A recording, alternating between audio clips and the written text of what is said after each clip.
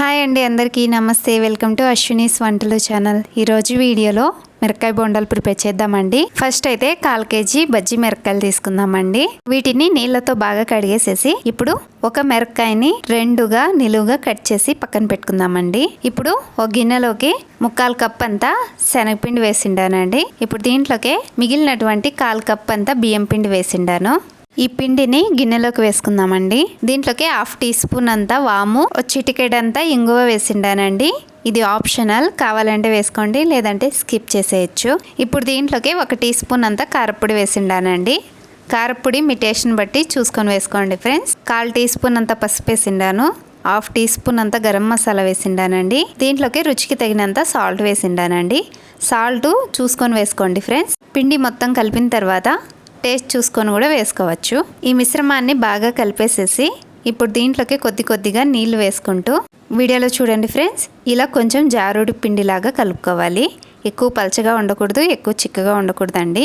మిరపకాయలు కూడా ఇలా కట్ చేసుకొని పక్కన పెట్టినానండి. పిండి ఇప్పుడు పలచగా ఉందా చిక్కగా ఉందా ఒకసారి చెక్ చేసుకుందామండి. ఫస్ట్ అయితే ఒక మిరపకాయని తీసుకొని పిండిలోకి ఇలా ముంచి చెక్ చేస్తున్నానండి. వీడియోలో చూడండి ఫ్రెండ్స్, ఇలా పిండి మొత్తం మిరకాయకి బాగా కోట్ అయింది కదండి. ఇలా అయిందంటే పిండి కరెక్ట్గా ఉందండి. మీకు పిండి పలచగా అనిపిస్తే కొద్దిగా శనగపిండి వేసుకొని కలుపుకోండి ఫ్రెండ్స్. ఇప్పుడు స్టవ్ ఆన్ చేసి స్టవ్ మీద పెనం పెట్టిండానండి.